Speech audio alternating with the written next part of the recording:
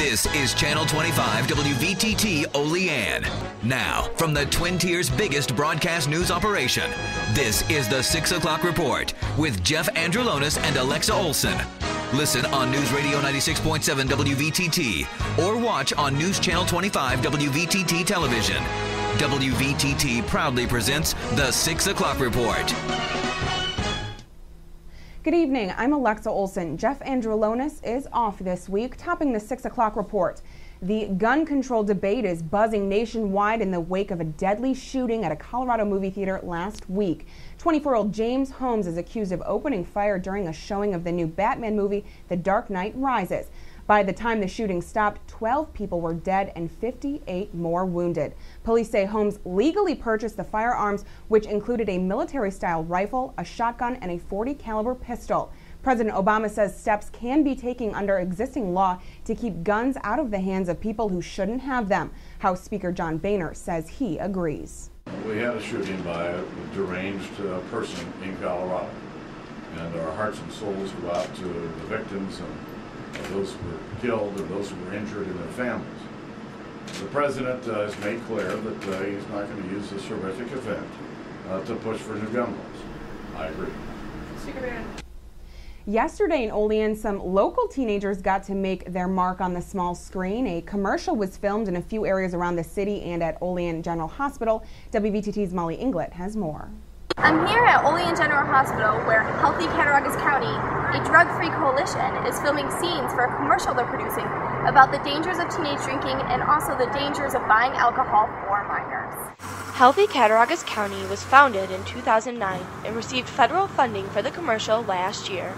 We spoke to Healthy Cattaraugus County's coordinator, Catherine Eads, who told us about the message the coalition wants to send with their commercial.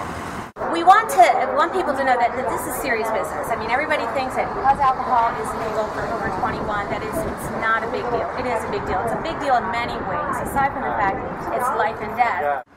Teens and young adults in Cattaraugus County show some of the highest risk behavior in the state, and young adults hanging out with minors and supplying them with alcohol is a concern in this area. Eads says she expects the commercial to air within the next month or so, and that it will be on network TV and could be aired statewide. So this is great for Cattaraugus County, and this is not a gotcha game. We're just trying to raise awareness. You know, we know that there's great people in Cattaraugus County. In Olean, Molly Inglut, News Channel 25 WVTT.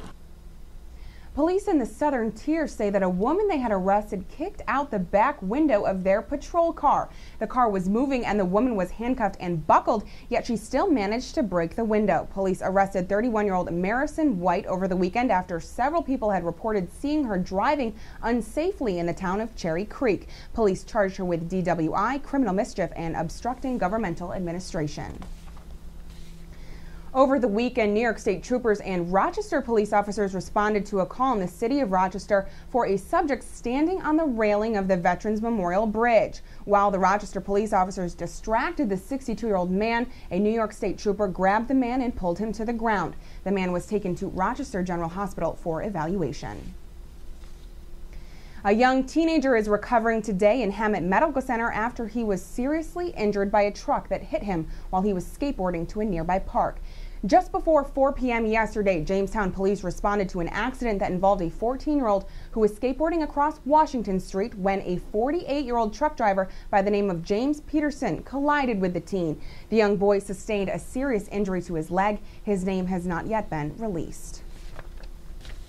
Near our offices at the intersection of North Union and Main Streets and going down South Union Street, there is some construction that was holding up traffic today. We sent WVTT's Molly Inglut to find out what exactly was going on. As you can see, there is some construction here near the corner of North Union and East State Streets. They are resealing the roads, but they expect to be done with this section today. Tomorrow they will pass the bridge to seal the roads down there. In Olean, Molly Inglut, News Channel 25 WVTT.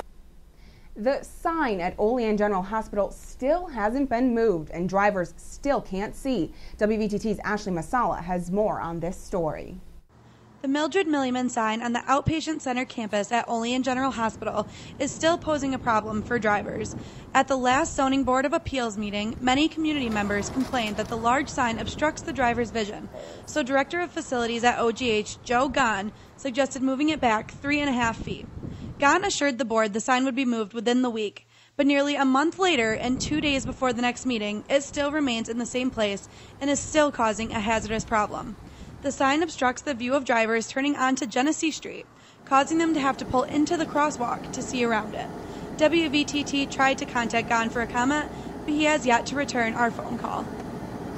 The hospital has yet to move the sign back, and the sign is still causing a problem for drivers at this intersection. The Zoning Board of Appeals will rediscuss this issue this Thursday at their meeting. In Olean, Ashley Masala, News Channel 25, WVTT.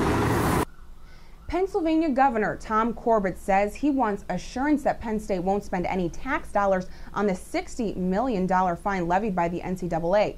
Corbett issued a statement on Monday saying he's relieved that the association did not shut down Penn State's football program as part of its sanctions it imposed for the scandal surrounding Jerry Sandusky's conviction on child sex abuse charges. U.S. Senator Bob Casey says that the NCAA sanctions against Penn State and the scandal surrounding Jerry Sandusky's child sex abuse conviction are tough but necessary. Speaking Monday at Pennsylvania's Press Club luncheon in Harrisburg, Pennsylvania's senior senator also said he supports the decision to remove the statue of longtime football coach Joe Paterno as the university tries to turn the page and get past this scandal. And Congressman Tom Reed yesterday urged the Senate to take up the regulations from the Executive in Need of Scrutiny Act, also known as the REINS Act, without delay. The REINS Act, which passed in the House 7 months ago, now requires congressional approval for new regulation, which has at least $100 million in economic impact. Reed says that reducing these regulations will allow them to survive and invest more in new products, services, and employees. Stay tuned for more of the 6 o'clock report on News Channel 25 WVTT coming up next. Keep it here, Twin Tiers.